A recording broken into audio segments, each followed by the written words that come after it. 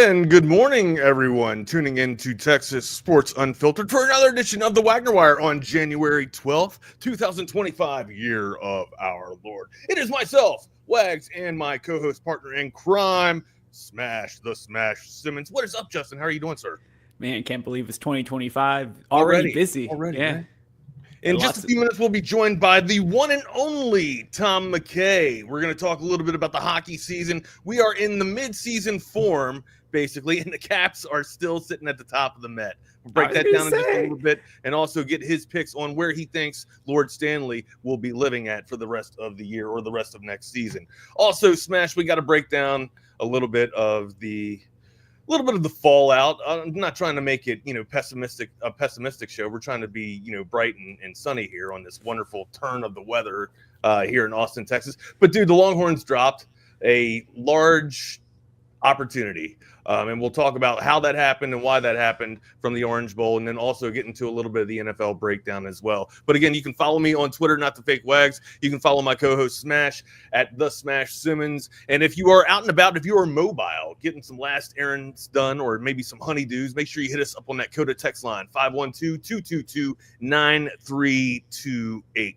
Let's bring our guy Tom on right now. Tom, welcome to the show, buddy. Happy Sunday. Happy Sunday to you guys. How y'all doing? Hey, what's going on, Tom? Yeah.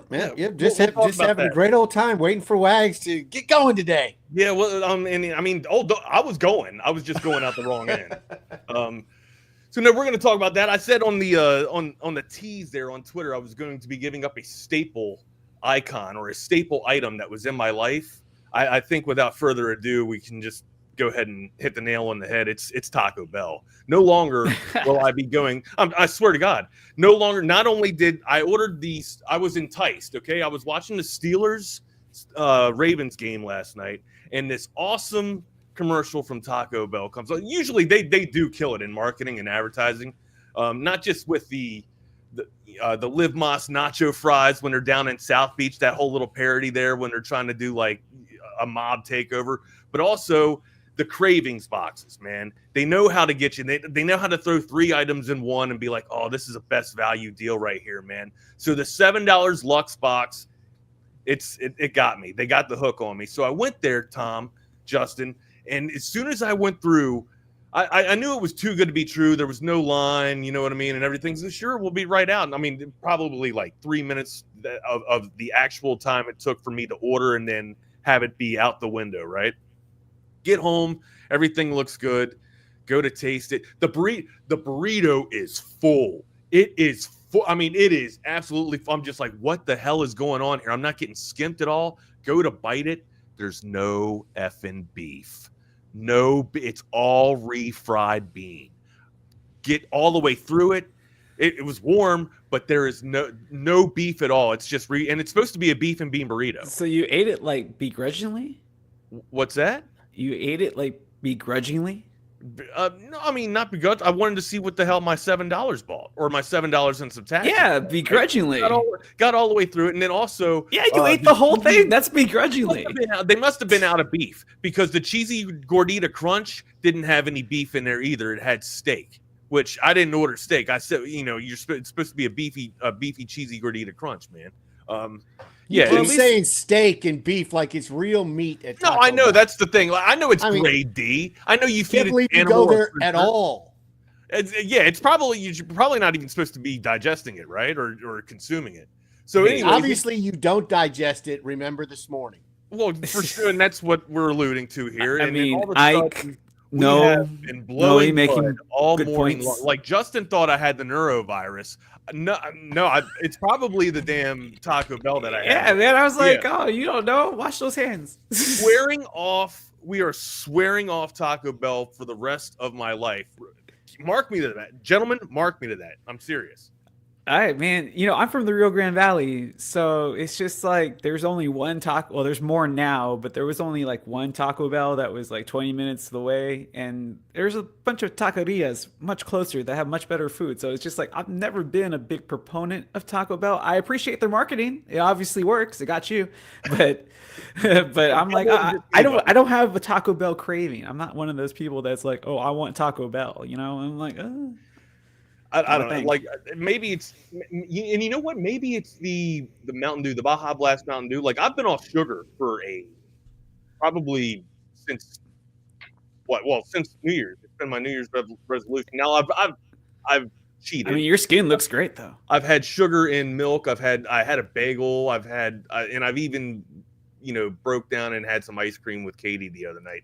But we have been pretty much off. I had a beer with Ike too and some pizza. So yeah, I've cheated a few times. But ultimately, like I've cut out the sodas, even though this is cheat. It's cheat day. Don't judge me. All right. I had a soda last night and I'm going to have a soda this morning. All right. So what you're saying that it was supposed to be a dry January for you, but now it's just no. It's a damp January. January. I'm making life changes, Smash. I'm making life change. I got new product in my hair. I got oil on my skin and beard. I can tell, man. It looks good. We're trying to make this life a little bit more, give it some longevity. You know what I mean? Prolong it just a little bit there. Actually, a little bit of an inspiration is sitting in that damn chair right there. When this dude took his shirt off in Costa Rica, I was put to shame. Guy's got you could be cut like a diamond, dude. Damn.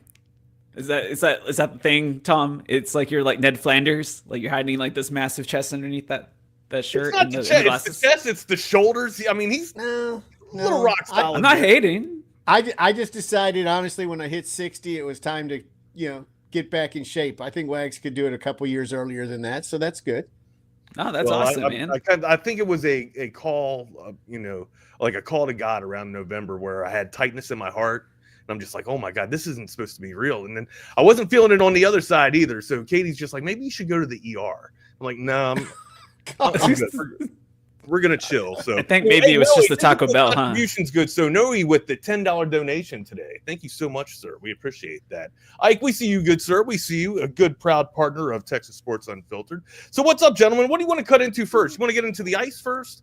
And who's Bucks Forever 65, Wags? You know this guy? It looks like an Ohio State tattoo on the avatar too. I was like, are they here to rub it in? Is that what I mean, Buckeyes. I mean, they can rub it in. They have the right. They beat our ass, man. They won. They can plant the flag. They can do whatever the hell they want. They have the rights, don't they? Or they pretty much dominated that ass. I will say that the 28 to 14 is not indicative of the game itself. Like it was a very tight game, but we're going to talk about this here in let me start with that one, Wags. Actually, just one thing on that topic.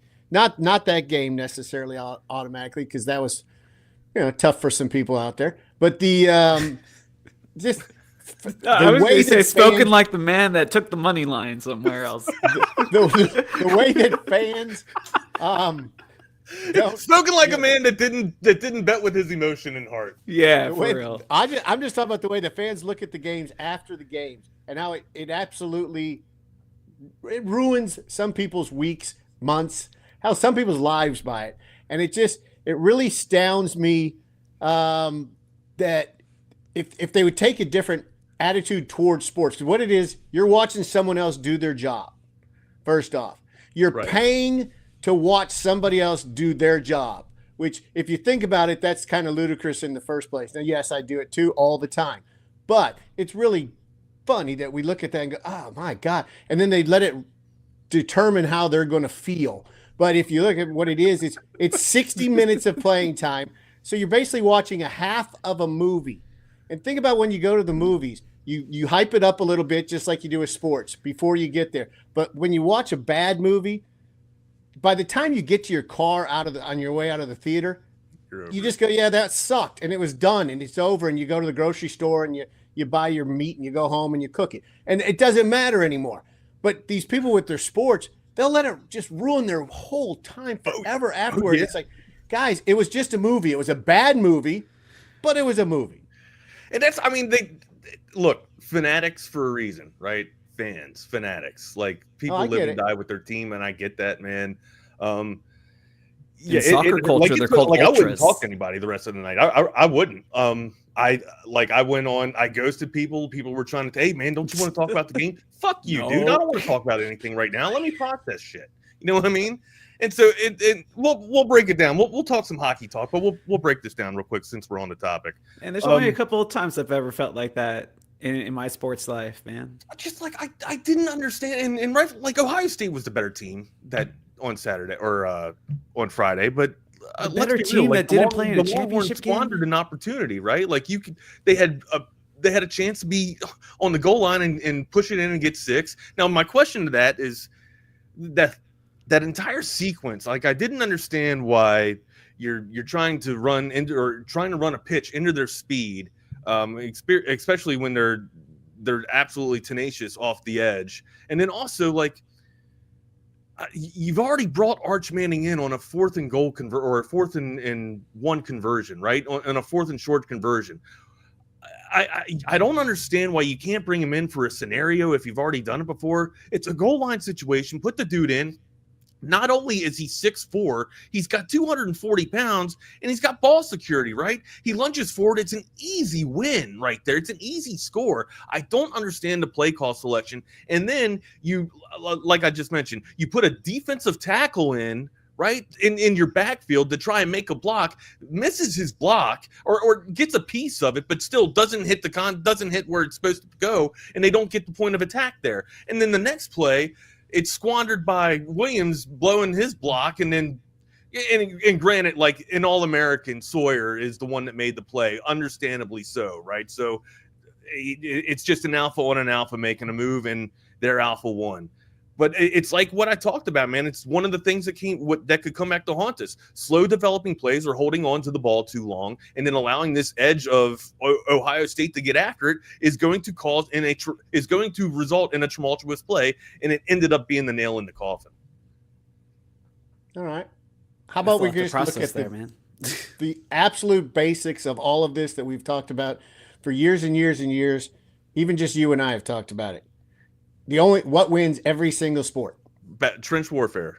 Defense. Defense. But I mean, where were the defense? In football, before the half, they gave up an 80-yard run or whatever that was for no reason whatsoever. That was utterly ludicrous. In fact, the announcers called it before they did it. The announcer said this guy is capable of breaking one for the distance, and they're bam. And you're like, oh my god. Hey, is everybody going to be nice about Kirk Herbstreit's commentary this entire time? He's an Ohio State guy. I know, man, but look, I'll give him leeway because of the dog and stuff this year, but some of the commentary and some of the stuff he's been saying has just been really suspect. I didn't have a problem with that game. I didn't think he was overly biased that game. Oh, I felt it. Well, that's because you're also the biggest Texas fan, and you're he's an A&M fan. I'm not even a big Texas fan. I'm just saying any Texas fan is going to feel it more. Well, like when I was watching the Capitals game against Dallas, and I had to listen. I had to actually hear it was on a TNT or something. You had to listen to the national broadcast the whole time. You're thinking, "Oh, shut up! That's Wags talking." It's like I don't want to hear this crap. So I get it, but it's just the two defensive. The Ohio State's defense scores a touchdown. Texas's gives up an 80-yard touchdown. That's the difference in the game. Those 14 points right there. Polar ends, absolutely polar spectrum. You go back to deep. You were talking about defense, Tom. One of the key components of the game, or one of the key plays of the game. I'm going to tell you what the other key thing about that game. Going back to what Tom was saying about defense, if you go back and watch that game, you will notice that Ohio State limited any big play opportunities for Texas. Even when they had one-on-ones, the tackling was just so strong. I was very impressed. They did not miss an open field tackle the entire game. Yeah, everything for the Longhorns was absolutely earned, 100%. And then the Longhorns were the Buckeyes were the ones to bust off the big chunk plays, which we said would be another key element of the game and key component of why the Buckeyes could pull away. Which team ever got excellent trench warfare, the turnover, win the turnover ratio, and then also was able to dominate. I think I've already said dominate inside the trenches, but also win time of possession were also key components, man. That's just. I don't know. It gets me. And then also one more thing, guys, real quick. Like, I don't know why you don't have Colin Simmons out on the field 100% of the plays. Like, until he needs a breather, don't pull Colin Simmons off the field. I know you're trying to play situational defense there, but again, like, this guy's too much of a playmaker. But look, man, I don't understand. Like, you and I've heard other people talking about it, the way that you're discussing it right now. Like, this Texas team got like blown out, and that's not what we saw. I mean, for half of this. Yeah, that's all it Sounds was. good. And it was a definite chess game. I was like, it was one of these games where it's like one big mistake could cost you. If it didn't turn into a whole like pick up and score, that game was a 1-score game max. No, I'm with you. Like I said, the score was not indicative of how close the game was. And then also, like for the people out there that's putting this on Quinn Ewers, everybody, I'm Team Arch. Everybody knows that I thought the best quarterback was Arch Manning, and he should have been out there. But this game was not on Quinn Ewers. So let's. It's not like okay. Quinn Ewers threw an interception, but again, like he didn't throw the game away. Don't put the blame on anyone. It was a team effort. They lost. It's 100%. Done. You can't put it on any one person when you got 22 people regularly out there and out there, there's 90 guys on the damn sideline.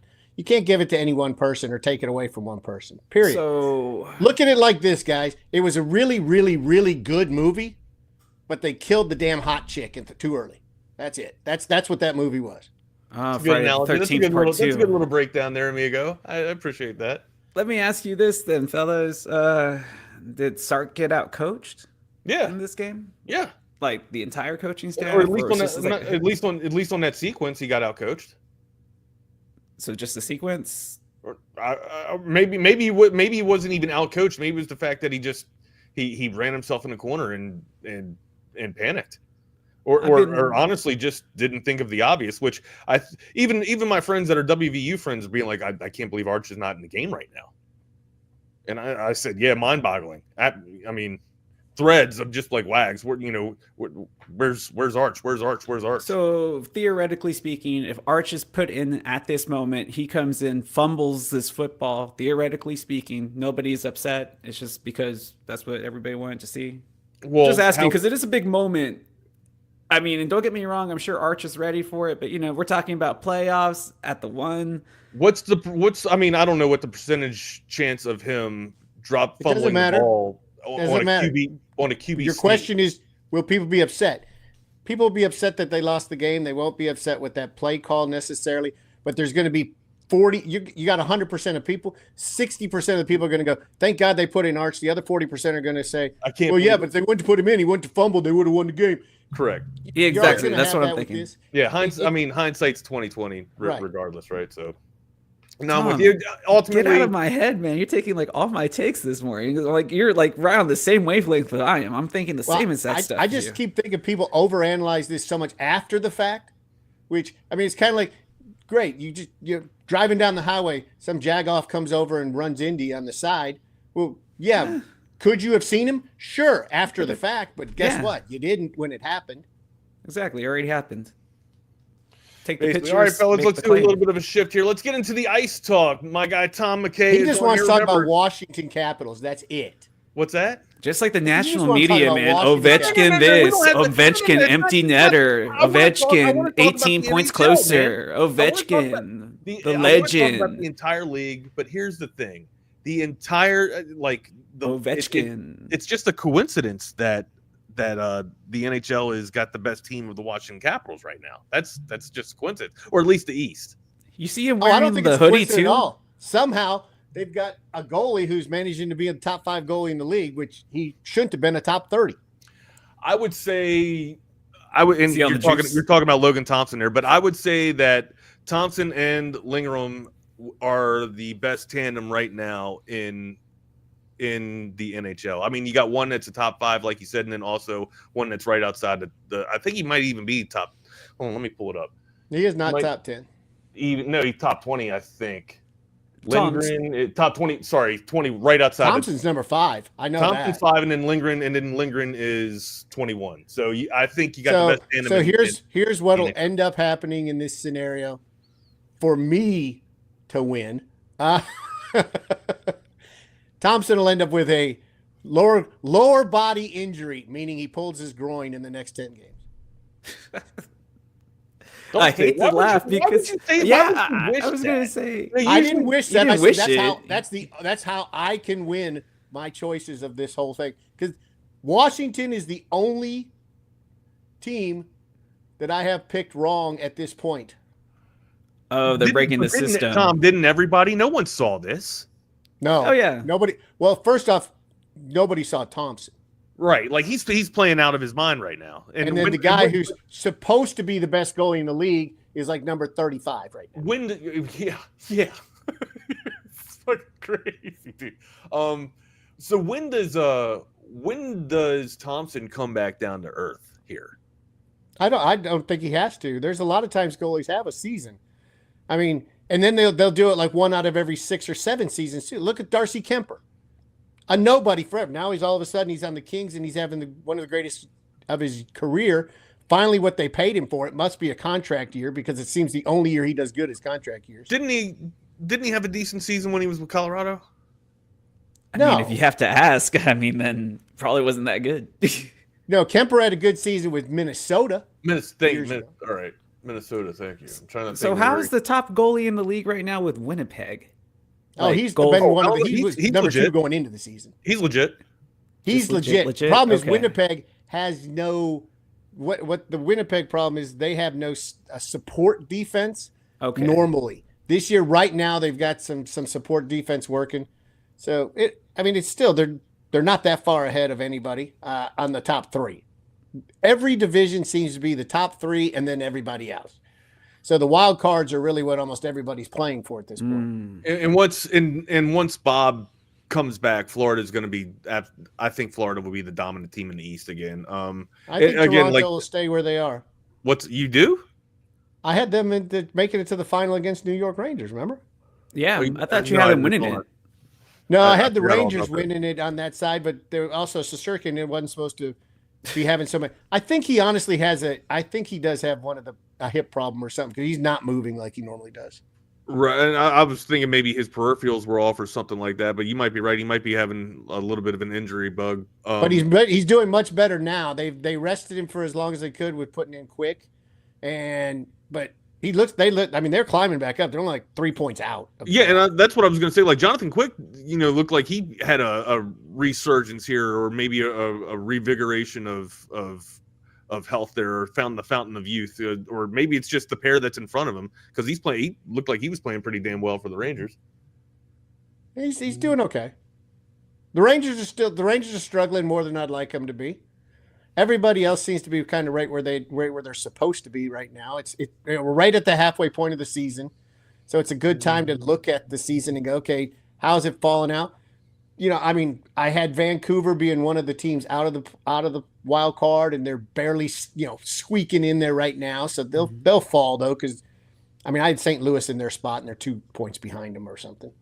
And but the East is unbelievably wild for the wild card. The wild card for the East, every single team, including Buffalo in last place, is in the hunt. Yeah, and within halfway point, within 4 games too of each other, right?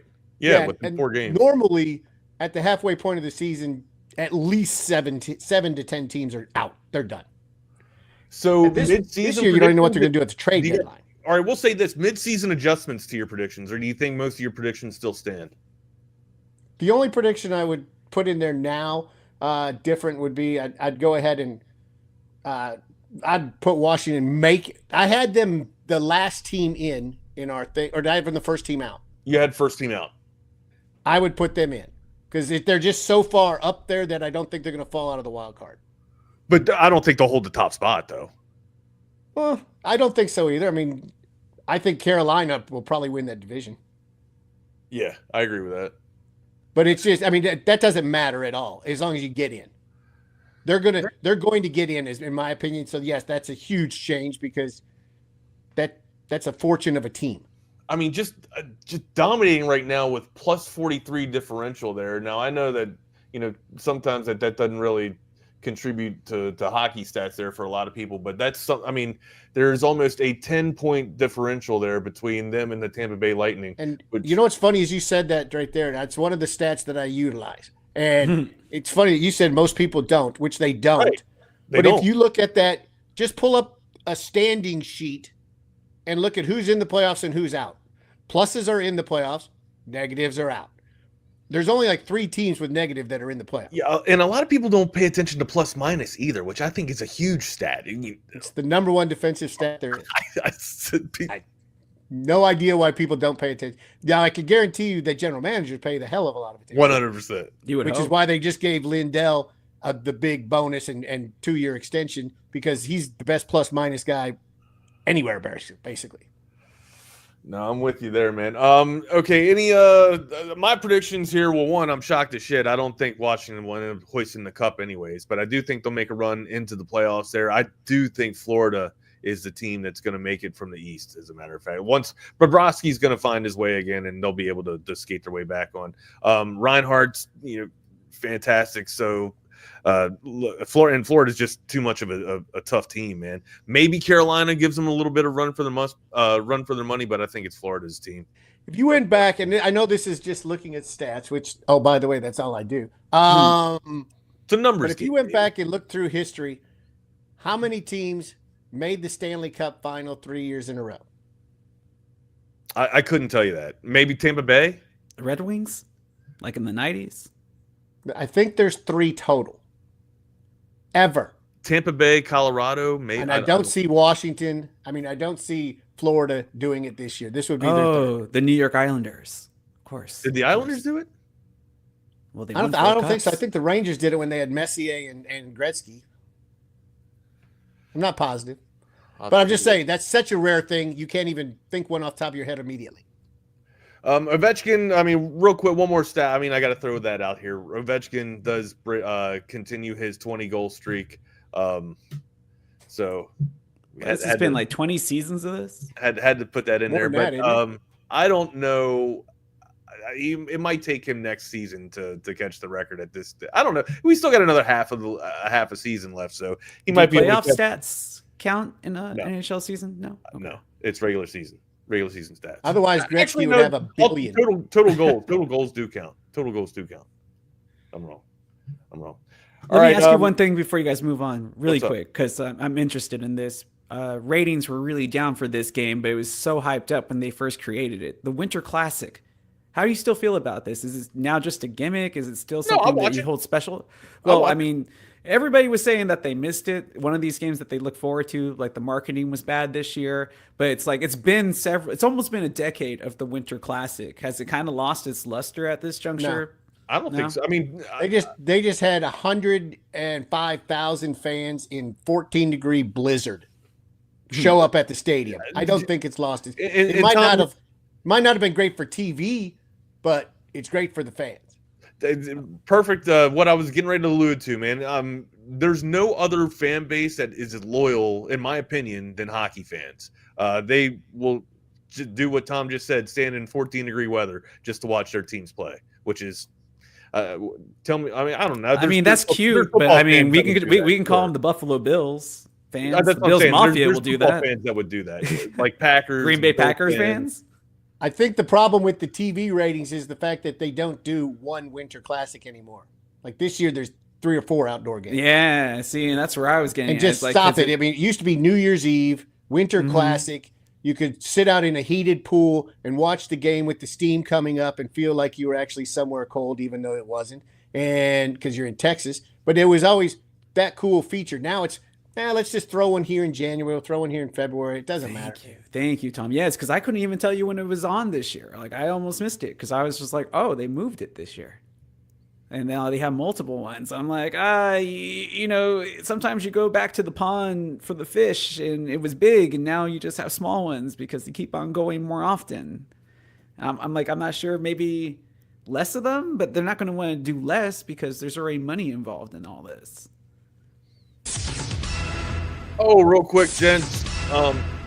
We have a breaking news. I guess it's on the loop. My bad. I should have hit that in the settings.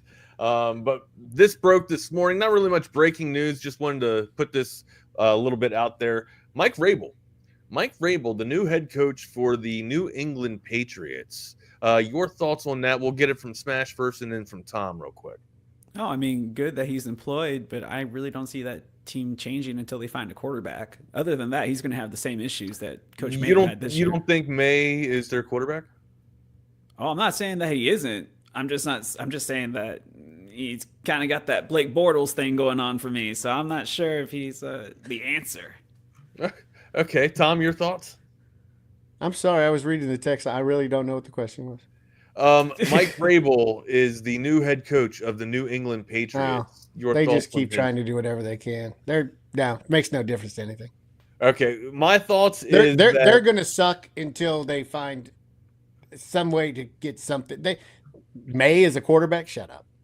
my thoughts are that Kraft kind of engineered this 2 seasons. Like once that Tennessee got rid of Vrabel, he's just like, okay, Mike is something that Mike is a coach that I would want in here. He's a Patriots guy.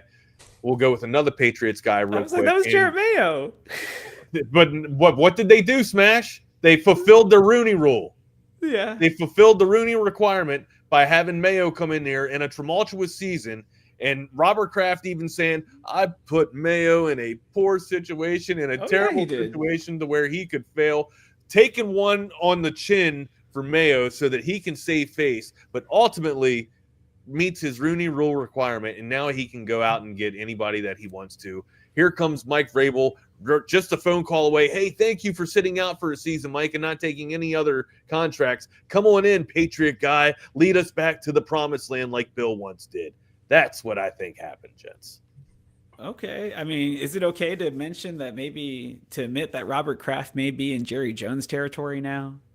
Like, Jerry Jones didn't just arrive in Jerry Jones territory. It was like a slow slide and then a great decline. But are you talking about senility?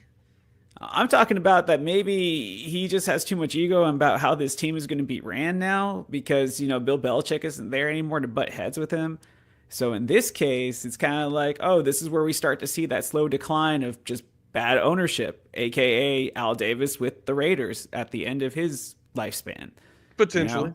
And it's like, every empire must crumble at some point. And I think, or what's that other old adage? You either die a hero or live to be a villain or something like that. I don't know. It's from Batman, damn it.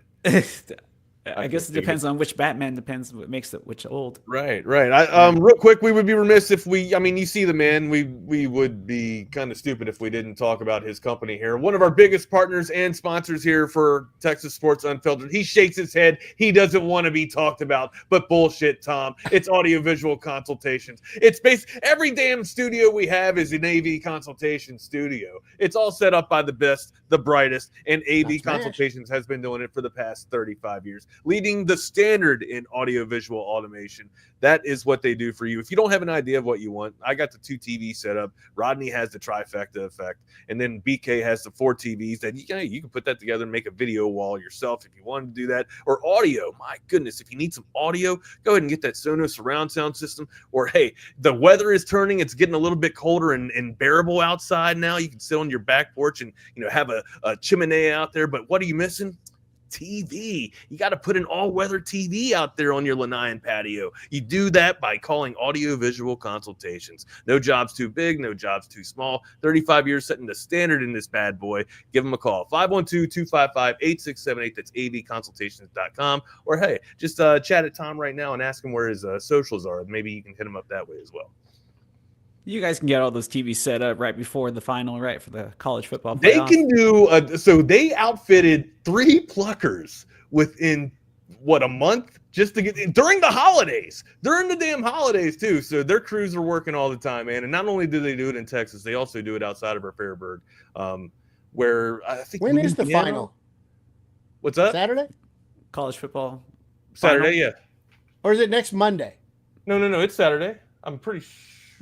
This is a little weird because I was used to it being like on a Monday, right? The national championship game. January 20th. January 20th? January 20th is Saturday, is it not? I believe. Well, no, that's a Monday. I think it's Monday. It's right, a Monday. It is a Monday. Yeah, we could get about we get a few people in obviously this week. Yeah, wouldn't be a problem. Nice. Give them a call, 512-255-8678. It's avconsultations.com. And that is Tom with the voiceover there.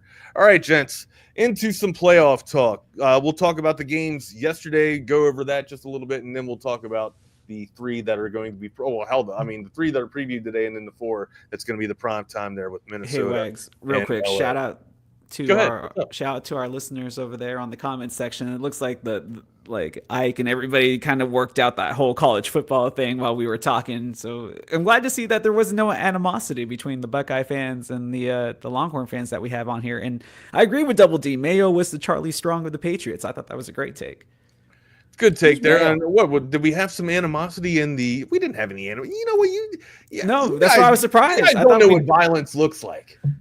Well, not to that degree, no. But I mean, I know sports fans, and it's like, oh, you throw in a Buckeyes fan and a Michigan Wolverines fan into the same room, they're going to find something to argue about. You need to come on Chaos Theory a couple of times, dude. Like not only do we have Longhorn fans here now, we have fans from all over the SEC. We catch shit from everybody. Oh, that's the best part. And clearly, we're catching shit from people from the Big Ten, as we should. No, I'm with you. If you lose, but look, Ohio State, when Michigan comes and beats your ass next year, don't come crying and saying that you can't talk shit. Dang, don't say it can't happen. It's happened 4 years in a row. So. I'm not going to lie though, man. I don't have them winning the game though. I think Notre Dame beats them. I think Ohio State is the best team in the playoff. I think the Notre Dame defense is better. I don't. I really do. I think they're comparable, but I think Ohio State's defense is the top defense. And I can't believe I'm ever going to say this about a Notre Dame anybody, because it's just like, man, this final is like my own personal hell. It's like I don't want to see either one of these teams. I can't stand it either. It is brutal to see these two teams. My only saving grace is the fact that Penn State did exactly what I said Penn State was going to do from the very beginning of the season, which was going to drop a big moment game when they had it the most. Well, I mean, that's like clockwork, right? Like somebody called Bucky. Franklin usually does that. I told you guys at the beginning of the playoffs this was going to happen, and it came to fruition. Your crystal ball was absolutely clear. On that one, it was. On that one, it definitely was. But I think everybody had that same crystal ball because it's James Franklin, though. So here's the thing, too. No, it's just because it's Penn State. In Buckeyes forever, like, don't take this the wrong way, because we are absolutely glad that you were here in this yeah, thanks for listening, YouTube channel here. But look, as well as I do that your fans, some of you, and hopefully you're not one of them. You don't seem like one of these people, but most of the Ohio State Buckeye fans that I run into are intolerable. I mean, just almost as bad as Cowboy fans when they're sitting there, a touchdown happens and they stand up and say, "Yeah, home run."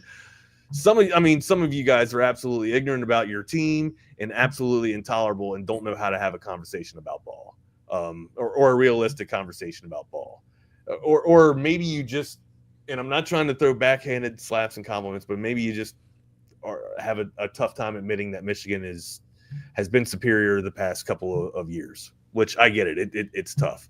But look, I will say this.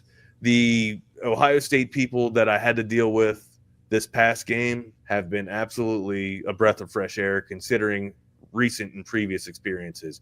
Because I do have some skin in the Big Ten with Maryland. So it's tough to be around Ohio State fans. I forget about that sometimes. Graduated from the University of Texas, grew up as a Maryland fan. So I get that. I think you were just talking about every fan base everywhere down to high school. Sure, but Ohio State is one. You just happen to get the couple ones. You go over to a Round Rock Cedar Park game, you'll get the same thing from everybody.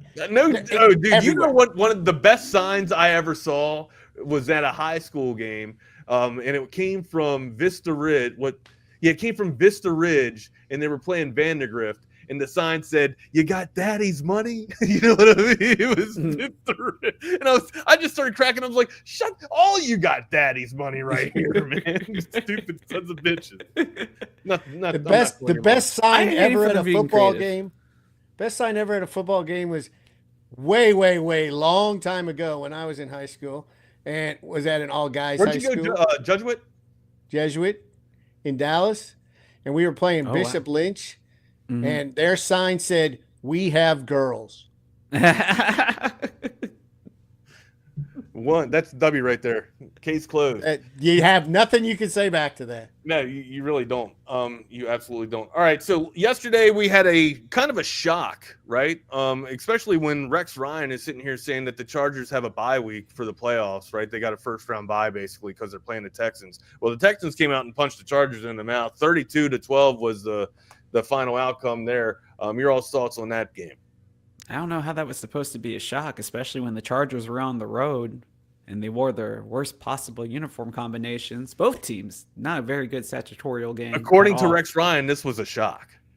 This is not a shock. I mean, we already knew that the Houston defense is pretty decent, and especially with the way that the health of the wide receiving crew for the Chargers have been this year, I couldn't think that either one of the two wideouts, McConkley or Johnson, were going to be 100% healthy coming into this. And then Herbert, I mean, wow, he just had like a Penn State style game where he was just off, miserably off at a big time moment where the nation is watching. And that's hard to see. But give credit where credit is due. Houston was ready. They came out, they balled, and they didn't take their foot off the pedal. Offense looked great last night. Defense was superior. I don't know why any team in the playoffs, honestly, in football is considered an upset when they win, unless it's, like a wild card team. Well, they were the wild card team. First off, San Diego or the Chargers, wherever they are now. Correct. I don't know where the hell they are. I mean, whatever they live. It's funny as how nobody bothers to bring up that all these California teams that are moving around and changing and getting out of the state are just the epitome of the entire state, where everybody just wants to get the hell out of there. But anyways, it's funny as how they're moving to. Some of them are moving to LA, which always cracks me up too. It's like, okay, that's the one place nobody wants to be. Right, exactly. But anyways, no, I don't. I mean, Houston had 10 wins. They weren't a horrible team. They were playing without a lot of the guys for a lot of the season, from what I understand. Correct. They were riddled by injury. So why would anybody think that was going to be such a blowout or such an easy game? I don't get that. Which brings me to my next question. There's rumors that Rex Ryan is being courted as the head coach for the New York Jets. With his crystal ball so clear in his predictions, do you think Rex Ryan should be fitted as the next head coach for the Jets? I think the worst possible coach should always be the coach of the Jets. So, yes, he should go there. That's a great take. Tom. Good answer. Oh, man. I mean, yeah, nothing wrong with retreads in this case, because I can't think of a better candidate to basically try to turn what it is right now chicken shit into chicken cacciatore shit. Because right now we don't have a quarterback going into next season if you're a Jets fan. So it's like, yeah, why not just go ahead and throw another log on the fire? A pretty decent defense to work around, though, right? Or at least to build from as a foundation as a Jets. This is true. So. This is true. They got Sauce Gardner on the outside, right? You got guys up front. They got a pretty decent defensive line. And then also you got Williams for your tackle as well. So it looks like your left tackle is shored up pretty well. Well, if Rex Ryan is such a good defensive guru, like his repertoire has spoken about before, but now, I'm always a little hesitant because it's like, oh, you've been 10 years out of the game, essentially. You've been watching from the sidelines. It's different when you have game reps as opposed to practice reps. Sure, but you also see people's faults though too, right? You like to think so, but it's just all like, are the faults that you had as a head coach gone now? That you're 10 years older, removed from the game and wiser? Did Rex Ryan fix Rex Ryan's faults as a head coach when he was with the Jets previously during this time as well? Rex Ryan grown, right? Yeah, exactly. I mean, has he moved on from feet to hairy armpits? It just really depends. I'm not finished. I'm not finishing on anybody, man. I forgot all about the feet comment. I forgot about. I don't understand why What did he do to be considered even a viable candidate? I don't know. I guess just good relationship with the owner. That's all. Well, just him and Woody. Him and Woody are tight. He was never a championship coach, was he? No, I mean he's a defense. He's had really good runs at defense coordinator as a defense coordinator. Well, you also have to remember the big thing in the NFL in a lot of businesses, the nepotism on this one, because he's the son of a coach, and once you're there, you kind of get to stay in the rotation. Yeah, you get into the loop, and I guess he's Jets fan. He's Green family, Gang Green family, I guess. Enough on that. But also, we have 3 games, or I guess the other game last night, where I didn't even give you my take on LA and Texan and Houston here. I don't know how much faith you can put in Quentin Johnson at this point, right? Like, of course, the dude's got a lot of speed, but clearly Ladd McConkey was the number 1 wide receiver the entire year for them. Now, when Palmer's out there, they make a little bit of a difference with their arsenal in aerial attack. But to me, like, their bread and butter was their ability to run the ball. Gus Edwards getting a little bit banged up, and hell, I think, he was supposed to be trying to come back and get to 100%. But again, and for anybody, it's hard to be 100% at this state of the season, right? Especially when you get into the playoffs, everybody's banged up. But for, the Chargers, when your bread and butter is banged up so much that you got to bring Zeke Elliott in, to see if he can fit into your backfield, we got a little bit of a problem there. If you're San Diego, or not San Diego anymore, I keep doing that. I'll pay $1. LA, if you're the Chargers and you got to bring, Zeke Elliott in just to give him a look, you got a little bit of a problem in your backfield there. So for Harbaugh, I think the bread and butter was kind of crippled just a little bit, no pun intended there, and it showed in this result to the Texans. Yeah, there's something that you just said that I can't argue on that one. We saw it play out exactly like that last night. So, I mean, good on them, though, for making the playoffs. I didn't really expect that from them, to be honest with you, even though they say that they have the tools and that they have the quarterback. No offense to Ken O'Brien, because, he was in a really good draft class. I'm pretty sure if it didn't pan out that way, maybe things would have been different with a different team. But Herbert gives me a lot of those. I like Herbert, though. But I feel like it's a lot of the same tangibles, like a David Klingler or comps, yeah. Yeah, or Boomer Esiason, a guy that's he's a good quarterback. He can get to the Pro Bowl in this league, but I don't think he's the guy that's going to win the Super Bowl. I would take Boomer Esiason on the New York Giants any day of the week. Would you have really? Oh yeah. I mean, he wasn't bad. Oh, but I mean, also, like, I remember Boomer Esiason as a Maryland Terrapin. Oh, that's right. Like, that's right. I mean, I don't remember. I was too little to see his games live, but I remember, like, the replays that you would see on Terp TV. I think Terrapin. I think Frank Wright. Frank Reich too. Frank Reich's a slinger as well, man. Yeah, man. Frank Reich's a slinger. Vernon Davis. There's a few studs that came from the University of Maryland. Definitely. Vernon Davis. Speaking of Maryland, Ravens on top of the Steelers yesterday, 28-14. Usually it's a different outcome when TJ Watt plays, but honestly wasn't even that much of a factor yesterday. It was the Lamar Jackson show. Proven why. I mean, he's one of the top quarterbacks in the league inside or year in and year out. But here's the thing. That playoff Lamar is supposed to show up. He didn't show up yesterday. So when does he show up, guys? Not this year. Not this year, Tom says. He's looking pretty damn good. Pretty good. And that could be because, the couple in the backfield of Derrick Henry as well. Shoot, one of the best signings of the offseason. The one that I wish Dallas would have picked up the phone to at least make an offer to. I'm surprised. Even if he was supposed to be over the hill. He's kind of had no real drop-off from last season to this season. Over the hill. He's supposed to be over the hill, and he just ran over 180 some yards. 100. But it's 186 yards. He ran 186 yards. I hate to say it. I don't know if he has the same success without the same partnership that we're seeing this season, because the strengths of this Baltimore team mix perfectly with those two in the backfield. Because and what's amazing is, go ahead. Oh, I was just going to say, give credit to the coaching staff last night for Baltimore, because they utilized them perfectly last night. If you go back and watch that film, you'll notice that they made TJ Watt commit every single play to the running back, and they saw that, and they made that a thing, giving Lamar Jackson that open field to work with on 75% of those plays. And I was like, they totally exposed this. The coaching staff knew exactly how to utilize what they had. Something I haven't seen in Dallas in 30 years, but since Troy Aikman and Emmitt Smith. Yeah, basically. It was good. I mean, also, you guys hit the nail on the head.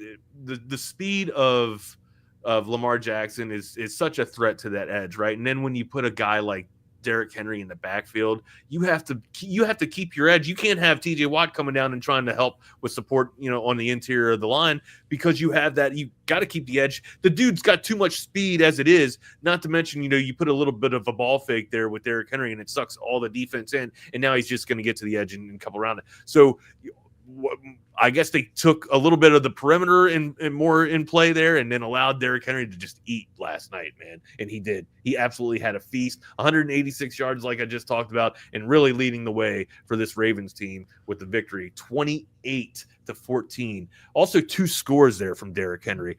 And this is one of the misses that I had this year for fantasy. I was all over it for fantasy sports this year. But this was a miss. Like, I thought that the addition of Derrick Henry would actually take away numbers from Lamar Jackson and Derrick Henry itself. I thought Baltimore would be a better team because of the addition, but I didn't think that both of them would be able to eat as well as they have. There's enough food out there for both of these gentlemen, man. They absolutely tore up the league this year.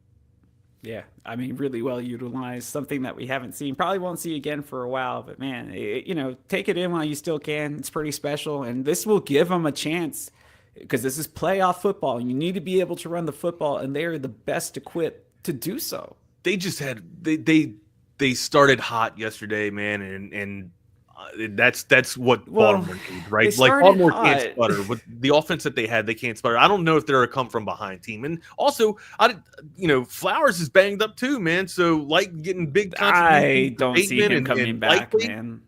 I don't see him coming back. I don't see him coming back. That when he tweaked that knee, it was non-contact. I was like, dude, he ain't coming back. He's done. But I'm saying, like, that's what I mean by big contribution from Likely there yesterday as well. Andrews, we know that he's the cream of the crop. So. But this is what the best quarterbacks in the NFL are supposed to be able to do, right? They are supposed to be able to go out there and be able to win with a bunch of nobodies at wide receiver, a la Tom Brady. The greatest do that, but not the average quarterbacks. In this is what Lamar Jackson isn't like an average quarterback. No, I'm with you. I didn't say he was, but I'm saying that the first score of that game was a hell of a throw by him. 100%. Like Lamar, you would say that Lamar Jackson I would say that they beat the Steelers with his arm and then with the legs of Derrick Henry. Now, but sure, again, it's there was times where Lamar Jackson had, did that a few QB draws or just, actual design plays to where it kept the Steelers off balance. But that's the MO of the Ravens offense there. And at 3:30 today, you're going to get to see the same thing again in the Philadelphia game. Basically, yeah, that's because they're smart enough to go out and get a guy who can free their quarterback up finally. Both those teams. And it's amazing that other teams will pass them up and go, oh, no, we don't need a good running back. Everybody's pushed the running backs down to be nothing, not realizing that if you free up your quarterback, it doesn't matter if the running back's actually unbelievably great stat-wise. If he frees up your quarterback, then your quarterback has the capability. A good quarterback looks great when he's not getting killed. Sure. Oh, yeah, definitely. I'm with you. I don't understand why more teams can't see that or do that. And you go all the way back, look back, all the way to Bart Starr's days in the Super Bowls, number 1 and 2, what they did it with the same way. But Greasy, the ones you had the great core, Larry Zonka, Terry Bradshaw had, what was his name? Franco Harris. There you go, Franco Harris. And Blair, Rocky Blair too. So yeah, a lot of them had 2, but they had their one main running back who was the big bruiser guy. Emmett Smith would play with anything for Aikman, and so Aikman could hit anybody he wanted. All of the champions throughout the years, if they were scoring teams, had a great running back to take the pressure off the quarterback. Oh, I'm with you. I guess it's just one of those things like where I'm assuming, that it's just like an old school approach and that people are like, this is the way it's done now. So that's just the way that they try to fit it into this new shape box that they're working with. But I'm old school. Sooner or later, people would start realizing that the old ways aren't necessarily the wrong ways. After they try it for a little while and go, oh, this new way really is stupid and it sucks. And if I don't let's do that to our government now, okay? let's roll that back just a little bit. I'm with you, amigo. All right, real quick. We have 3 contests this afternoon, and then we also have we got the Sunday night game. We got 2 contests this afternoon in the Sunday night game, and then also we have the Monday night game. So I'll get your all's predictions first. Smash, let's go with the noon kickoff here, Broncos and Bills. I mean, Oh, Broncos got a chance, or Of course they do. Of course they got a chance, but I mean, this is the playoffs. I mean, this is the line Bills 7, franchise line 7.5. that's Line 7.5. 7.5. Playoffs. I mean, nah, Bills cover. Bills will cover. Easy. Tom? Bills cover probably 35-14 or something. Okay, right on. Packers and Eagles, your 3:30 game. There on Fox. You can, I guess the line here is 5.5. You can also bet the over/under 45 in the hook as well. Guys, what's your picks? Who's starting? I'm going to go with the Bills as well. Clearly, Who's starting for the Eagles today at quarterback? Hurts is in there. It's back. Okay. It's at 5.5. 5.5 is the line. I think it's going to be closer than what you think.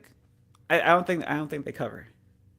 Okay. I would take Philadelphia on the money line. I don't think I would give up points or either way. Okay. Yeah. All right. I'm going to go with Philadelphia. Philadelphia will win, though, I think. I'm going to go with Philadelphia as well. Commanders on the road to Tampa Bay. Commanders 5-3 away, and then also Buccaneers 5-4 at home. This is the Sunday night game that can be seen on Peacock. What's your all's thoughts here? The line is 3 in favor of Tampa Bay, over under 51 and a hook. Man, great matchup. Great matchup. So rightfully it has the Sunday night spot. But it's on Peacock. Yeah, I mean, you can also see it on NBC, right? Okay, good. I was going to say, because nobody. Oh, that's right. It's on NBC. You were going to say that nobody has it, and I was just going to be like, I do, because I got watch Peacock. soccer. I got it. I got Peacock. I got Peacock. I got Paramount. I got all the I cut the cord, but I bought all the streaming services. So, yeah, so you're paying just as much. I ended up saving maybe $15. Oh, you're saving. I was going to say, I thought you might be paying more. No. Case. I mean, I paid a little bit out on YouTube TV this year for the NFL ticket, but I mean, I'm going to pay that regardless. I'm going with Baker, the touchdown maker. That's where I'm at, Tom. That's where I'm at. I thought maybe the Commanders could do an upset on the road here, but I couldn't pick the Commanders if they were playing Philly. I hate the Commanders. Hate Washington. Look, we don't bet with our heart here in emotions, Tom. We bet with the numbers. Remember? I'm trying not to, man. Well, no, this is football. This isn't hockey. I can bet emotions in football. Yeah, man. I you know how I am about NFC East teams, man. It's hard for me to root for other ones. But I will say that Tampa Bay, the Mike Evans thing is real. That's why, Johnny Manziel was so good. It's because Mike Evans, he proves it again. Like, he can help make an average quarterback another amazing. 1,000-yard season from Mike Evans. Wags, just to play back to the old analogy here. This, being a movie. This is, what the movie NFL games are? It's the Wicked movie that goes out, because that was 1 hour of the play and they stretched it to 2 hours and 45 minutes. And that's what they do with every football game. They could make all these games last 2 hours tops, and we could all go, let's go party and let's go eat dinner. But no, we got to sit there 4.5 freaking hours. We got to because we got to hear from all the sponsors. They got to get their money's worth. I'm going to go with the Buccaneers here. I think Baker moneymaker with Tom. What was the over-under? The over-under right now is 51 in the hook. 51. Oh, God. I'd go under. Yeah. Okay. Yeah, I don't see it being that much. But, give credit where credit is due. Is it Auden? Is that his last name? The tight end for Tampa Bay, who's really had a strong season? Yeah, Auden. Cade Auden.